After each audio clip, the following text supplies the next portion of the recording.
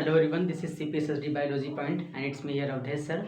और आज हम बात करने वाले हैं स्ट्रक्चर ऑफ न्यूरॉन। ठीक है, पहले वीडियो लेक्चर में हमने आपको बताया था नर्वस सिस्टम, और नर्वस सिस्टम में न्यूरॉन का स्ट्रक्चर बनाया था, उसमें हमने आपको समझाया हुआ है। आप उस वीडियो लेक्चर को देख सकते हैं। और आज नर्वस सिस्टम का फर्स्ट पार्ट है, राइट। और जो नर्वस सिस्टम हमने बताया था आपको पहले वीडियो लेक्चर में, उसमें स्ट्रक्चर ऑफ न्यूरॉन डायग्रामेटिक हमने बनाया था। और आज ये जो पॉइंट्स हैं वो आपको बेसिकली नंबर गेन करने के लिए हैं। आप इन पॉइंट्स को लिखिए और नंबर मिलेंगे ही मिलेंगे। बेसिकली ये क्लास 10th CBSE और ICSE बोर्ड के स्टूडेंट्स के लिए, ठीक है। तो देखते हैं फर्स्ट पॉइंट क्या है। स्ट्रक्चर ऑफ न्यूरॉन, ये आपका हेडिंग है। डायग्राम बनाने के बाद न्यूरॉन का डायग्राम बनाएंगे और डायग्राम बनाने के बाद आपको ये पॉइंट लिखने हैं, ठीक है। तो neuron is the structural and functional unit of nervous system, right. तो न्यूरॉन जो होता है वो स्ट्रक्चरल और फंक्शनल यूनिट होता है नर्वस सिस्टम का।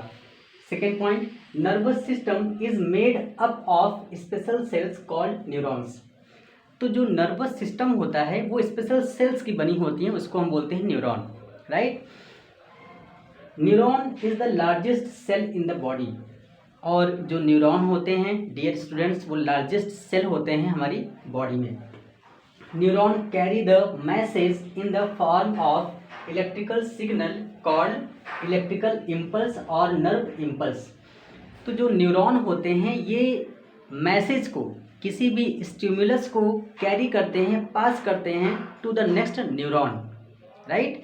और ये जो इलेक्ट्रिकल ये जो मैसेज होता है, राइट, ये जो सिग्नल होता है वो एक इलेक्ट्रिकल इम्पल्स के फॉर्म में ट्रैवल होता है या पहुंचाया जाता है या फिर कैरीड किया जाता है to the next neuron, right.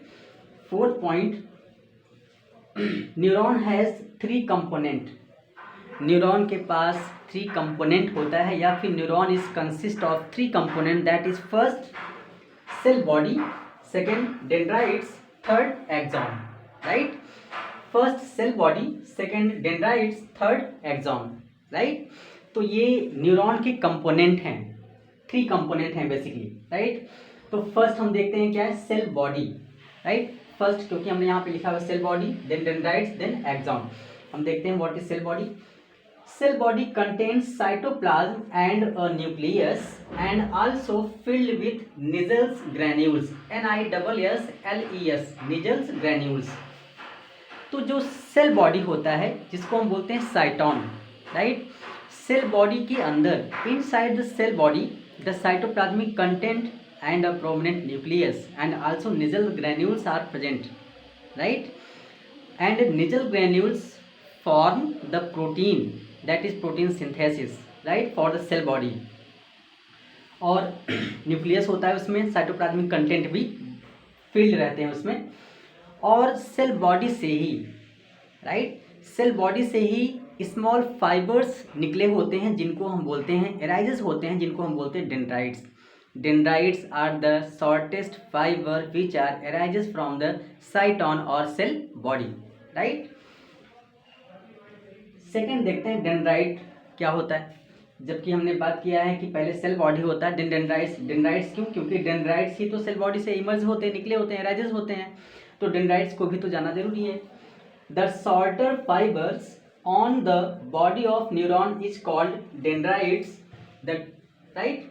तो जो शॉर्टेस्ट फाइबर होता है साइटोन की बॉडी पर, वो ब्रांच स्ट्रक्चर होते हैं जिनको बोलते हैं डेंड्राइट्स, राइट। वो शॉर्टेस्ट फाइबर होते हैं और वो साइटोन की बॉडी से इमर्जेस होते हैं, एराइजेस होते हैं और ब्रांच्ड होते हैं, वो ब्रांच स्ट्रक्चर होते हैं और उनको हम क्या बोलते हैं, dendrites. The dendrites receive the signal और नर्व इम्पल्स फ्रॉम रिसेप्टर। और डेंड्राइट्स ही सिग्नल को या स्टिमुलस को सेंस करते हैं, रिसीव करते हैं रिसेप्टर से, राइट। यानी कि जो डेंड्राइट्स होते हैं, dendrites are receive the signal from the receptors, right. तो ये काम होता है डेंड्राइट का। They pass the impulse to the cell body. और जो डेंड्राइट्स होते हैं ये इलेक्ट्रिकल इम्पल्स को या इलेक्ट्रिकल सिग्नल को सेल बॉडी तक पहुंचाते हैं, यानी कि उनको ट्रांसफर करते हैं and then along the axon, right.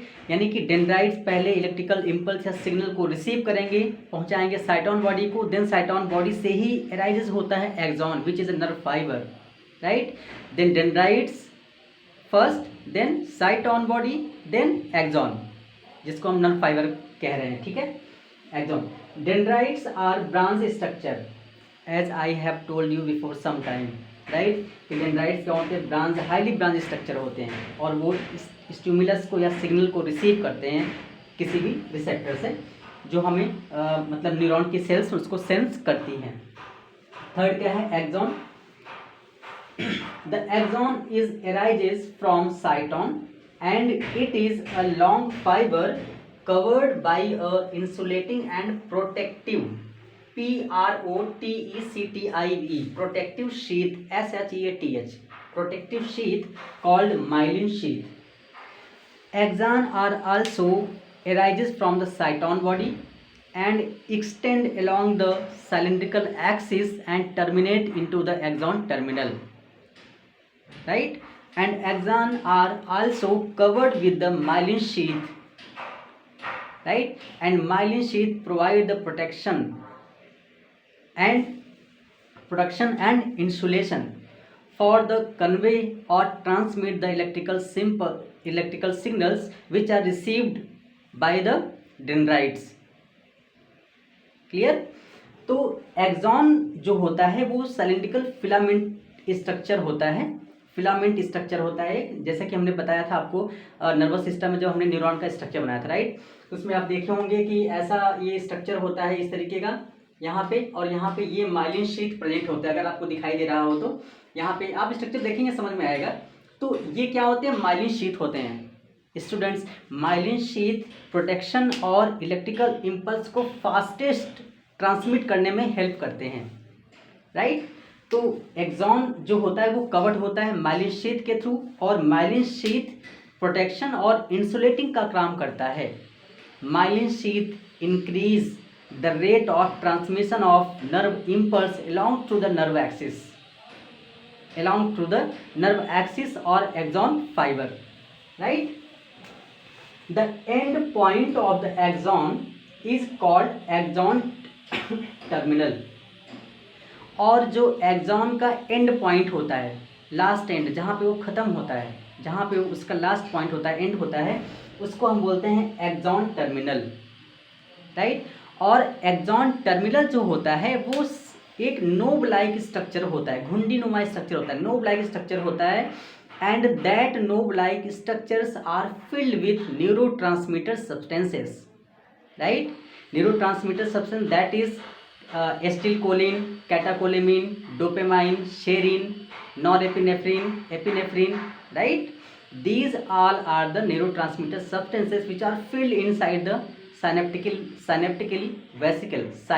vesicle, which is a knob-like structure called axon terminal, right. Okay.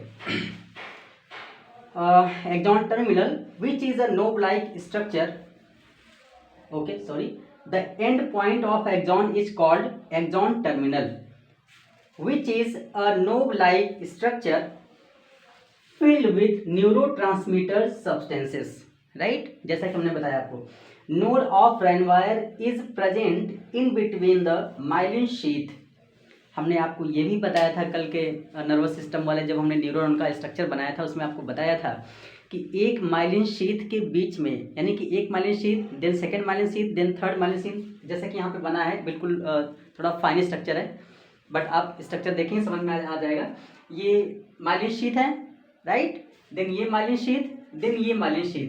तो वहाँ आपको दिखाई दे रहा होगा ये जो पॉइंट है, राइट, ये जो पॉइंट है यहाँ पे माइलिन शीथ प्रेजेंट नहीं है, और इसी पॉइंट को डियर स्टूडेंट्स हम बोलते हैं नोड ऑफ रेनवायर। क्या बोलेंगे इसको, node of रेनवायर।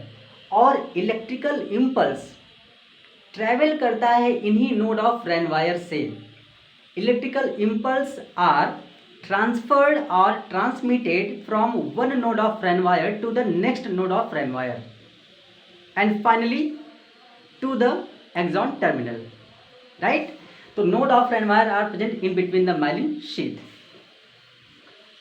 Then the impulse transmitted from one node of Ranvier to the next node of Ranvier and so on. और इसी तरीके से electrical signals, electrical impulse transmitted होते हैं, ट्रांसमिट किए जाते हैं. फिफ्थ पॉइंट आपका है, लास्ट पॉइंट है, neuron are of three types. Neurons three types की होती हैं, राइट. फर्स्ट क्या है, sensory neuron, SENSORY, sensory neuron, right. Then होता है motor neuron, MOTOR, motor neuron. और थर्ड जो होता है relay neuron, RELAY, relay neuron, NEURON, right. तो न्यूरॉन थ्री टाइप्स के होते हैं, सेंसरी न्यूरॉन, मोटर न्यूरॉन और relay neuron, right. Dear students, ये 5 to 6 पॉइंट्स आपको नंबर दिलाएंगे ही दिलाएंगे. और जो पहला हमने वीडियो लेक्चर बनाया था इस नर्वस सिस्टम पे, उस पर हमने स्ट्रक्चर बनाया हुआ है न्यूरॉन का, ठीक है. उसको आप देखें और उसको कंप्लीट तैयार करें, वो आपके बोर्ड एग्ज़ाम के लिए बहुत इम्पॉर्टेंट है. और ये जो पॉइंट्स लिखा हुआ है मैंने, राइट, आप वो स्ट्रक्चर बनाएंगे, देन ये 5th और 6th पॉइंट आप लिखेंगे, राइट. इससे आपको नंबर मिलेंगे ही मिलेंगे. और पढ़ाई करते रहिए. Wish you all the best, good luck, thank you.